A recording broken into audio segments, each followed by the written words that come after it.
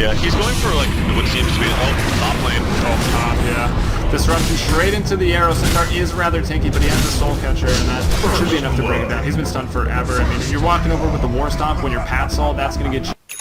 They could maybe bring him to the nope. Too fast. Too fast, too furious. Top though. Arrow about to be landed from downtown, 5 seconds onto half right egg roll. They should be killing him once more. They didn't get the soul catcher, but they don't even need it. The damage is high enough. And who gets that one? Shadow.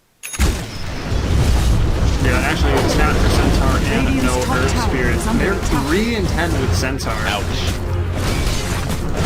I mean, so they should maybe rethink using that hero. It wasn't really his fault. Like, that was a ridiculously hard lane for him to deal with. Not to mention, like, even he actually off. Oh, ground zero.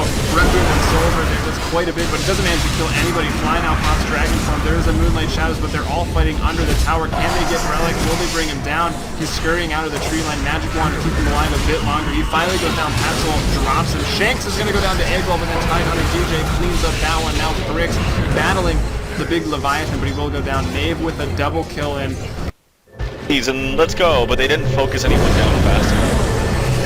Yeah, that was just kind of silly and very, very forced from the top 5. Also, the arrow hit an illusion too, which is kind of unfortunate. Arrow does hit right now. Here. Yeah. So he should be going down. Yeah, Starfall's going to land. Did it also land like I don't know. Maybe still Gush, but it's not going to happen much longer. He goes down, and yeah. Top 5 find themselves ahead by 4 kills, and now I think they'll be able to finally get this tower. The last tier 1 tower remaining.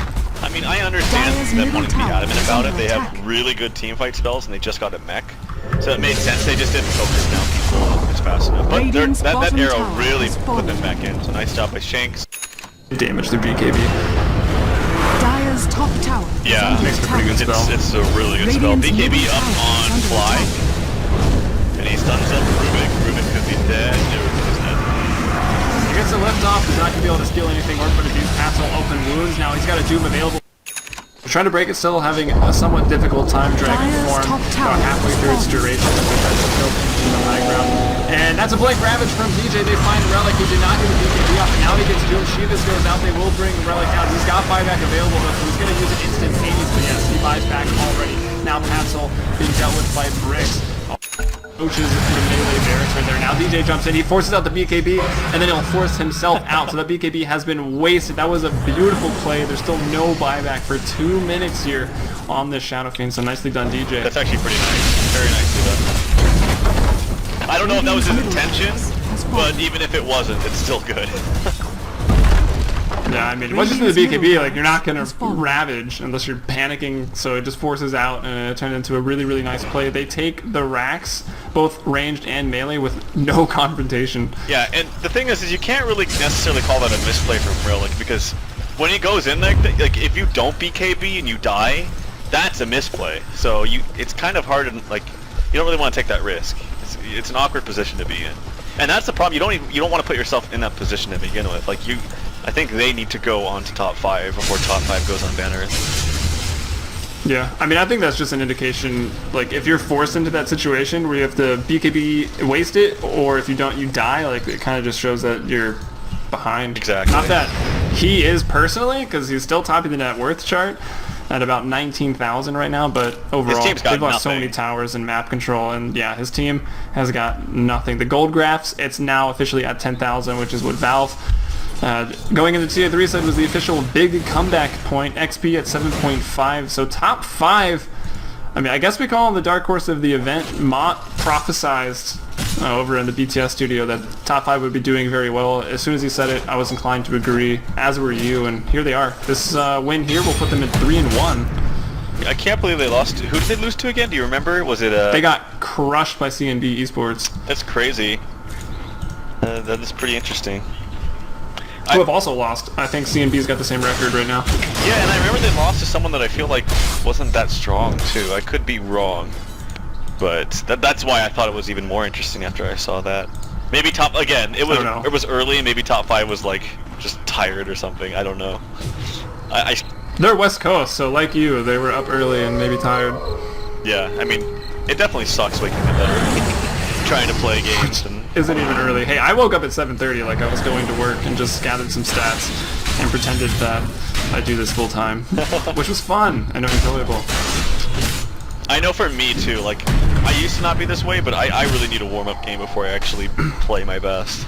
I really do. Definitely, or at least some like idle time, just last hitting against bots, or like 1v1 mid, just to get your fingers warmed up. Yep. Rev up the APMs. Exactly. And it looks like it is going to be a butterfly here for Shadow Fiend. It's still a fine item, I think. It'll keep him alive, and it'll allow him to be more in the front lines and kind of absorb some more spells. But to be honest, I don't know how much he can really absorb and by staying alive, because as he's getting more farm, so is the other team, and they're going to just be able to burst him that much easier, so... Yeah, it's also not the biggest right-click item, but it does give him some dexterity with that evasion, which is pretty nice, and it's a decent right-click item, so we'll see how it pans out. There is no MKBs. There are no MKBs. There is actually also evasion on Heaven's Halberd, so maybe the MKB could have been the choice for Relic, because they're going to need to bring down DK, and it's going to be harder and harder now that he does have 25% evasion. That's actually insane. I know, it's a really good item. I think it's a really good item. But Roshan goes again, third time with the cheese, yeah. This is their time, I think, to take the game over right now. Just end the game right now before any more of an opening could perhaps come in and play for banners. But again, the problem still stands. Relic has a farm, but Nakes has nothing. He is 11,000 net worth. That is far behind even the support bottom. Yeah, even the Centaur who sat in the trees for 4 minutes is like hot on his heels in terms of net worth. Exactly. Like, these items are basically like 20-minute items. They should be like that. Yeah, well, he'll come to the high ground, blinking forward with the Ravage. No PKP for that one. Link gets his pop, and then the Doom is applied. He dies immediately. He buys back. Everyone has buyback, so this is going to be a big fight right now. Pascal already with a quick double kill, still alive, and he's got the Aegis. He's going on some tricks there. Whatever is picking up the kill on triple kill for Pascal right now. Almost an ultra, but whatever's going to squeeze out, killing the Shadow Fiend for the second time on the dieback. And the GG is going to be all to 38 minutes, 40 seconds, so... I think one of the longest games we've cast, but pretty much top 5 all the way. I thought you were saying like top 5 games we've cast. Like one of the longest, but top 5 games we've cast. Oh, no, yeah. Confusion. Top 5, looking pretty solid. They are, but I feel like the draft was kind of wonky. Like, first of all, Lifestealer just been in a funk lately, and I feel like this is not the game to bring him back. Like,